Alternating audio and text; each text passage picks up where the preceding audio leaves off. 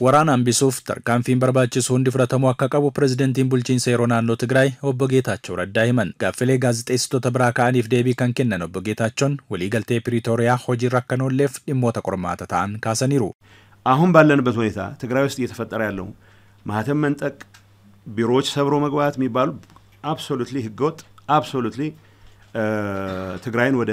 ሌላ የከፋ እርስ በርስ ግጭት ውስጥ የሚከት መሆኑ በተግባርም እየታየ ነው። ሐላ አመጅሩን ናኖ ትግራይ ከሰቲ ወሊገልተን ፕሪቶሪያ አካ ሆጂር ኢኖለፍ ጎቾን በዳታን ራወተ ማጅራ ከነን ከሳ ሐዋስን ነጋምበየ አካ ሂንገለፍ ቢሮሌ ሞቱማ ጨጨብሱን ቻፓ መኖጂ ሳሙ ኦጀታ ቢሮ ከሳ አሪው ወልገይ ቃምኒ ሞቱማ ሂንበግን ቅንዴሱ ደርገጎተ ጄቁምሳፍ ከካሱ አካ ደርገጎኒ ኢሳን ድግረኒፍ አሞ ለፈ ሞቱማ ከራሴራን አላቲን ቆዱፊ ከነን ከነፈካተን ራወተሙት ጅሩ Gochoonni badii kanaan dura darban naannichaaf fakkiin barbaachifne kennuu isaa ibsanii wanni kun sirreeffamuu osoo qabu faallaa kanaatiin warri haala yeroo naannicha hammeessaa jiran hojii digumsaarraa of qusachuu akka qabanis gaafatan. በሙሉ አይደለም አሁን የጥፋት እንቅስቃሴ ውስጥ ገብቶ ያለው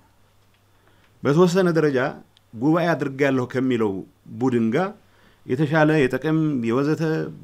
የአይዲዮሎጂ እንኳን አይመስለኝም የጥቅም ቁርኝት አለን የሚሉ ወገኖች ጎቸ በዲ ከነ ካን ራወቻ ጅሩ ሐዋሳ መራ ኦሶይንታኔ ቃሞሌ ፈዲ ዱንፋ ኢሳኒፍ ኩተተኒ ካተን ቆፈተው ኡመን ኢትዮጵያ ቤኩ ቀባ ቃሞሌን ኩን ነሞተ ሙራሰ ወይተታን አካዋን ኡመን ትግራይ ኢሳን ድገራ ጅሩ ፈከሱን ሚዲያ ሐዋሳ ረት መጠንሱን ኡመተ ቡርጃጀሱ ረት አርገሙ ከነ ቆፎ ኦሶይንታኔ ነሞተ ወልት ቡሱን ናኖ ትግራይ ከሰቲ ወራኒ አካ ኡመሙ ጎቹቱ ሙለቻ ጅራ ኩነሞ ረኮ ኡመሙ ካን ሐሜሱታ ሃተኡቲ ቡልቺንስ የሮ ማናኖ ትግራይ rakkoon kun akka hin uumamneef mootummaa federaalaa wajjin hojii guddaa hojjechaa jira. Gochi seeraan ala raawwatamaa jiru naannicha qofa osoo hin taane biyyas kan miidhu ta'uu kan himan obbo Geetaachoon gocha seeraan alaa kanaan jiraattonni naannichaa haala rakkisaa keessa akka jiran himuun waldhabdeen kun hammaachaa deemuusaa agarsiisaa jedhan. የትግራይ ሰላም ይፈልጋል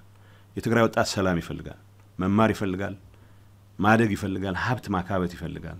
ኡመን ትግራይ ነጋ ወርባዳ ደርገጎን ትግራይስ ነጋ ወርባዱ ከነቆፎ ሶይንታኔ ደርገጎን በርኖታ ደልደላን ደልደለይሳ እንካንሞ ድሬኝ ኢድሌ ድሪት ዴቢኡ ወርባዳ ከናፈሞ ነጋ ሙርቴሳዳ ወራና ዳርበራ ሐዋስን ትግራይ ሚዳ ይረገ ዋን ቤኩፍ ነጋ አማ አርገመ ከነተ ፈየደሙን ጅሩፍ ድሬኝ ኢሳፎ የፈቹ ወርባዳ ኩን አካይንታኔ ፈሞ ቃሞሌን ነጋ ቦርሰን hojii badaa ta'e raawwachuu irratti argamu. Kanaaf dargaggoonnis ta'e hawaasni naannoo Tigraay gocha kana irratti dammaquun irraa of qusachuu qabu. Mootummaan federaalaaf qaamoleen dhimma laallatu hundi naannichatti waraanni akka hin uumamne taasisuuf tarkaanfii barbaachisu hunda akka fudhatan waamicha dhiyeessaniiru.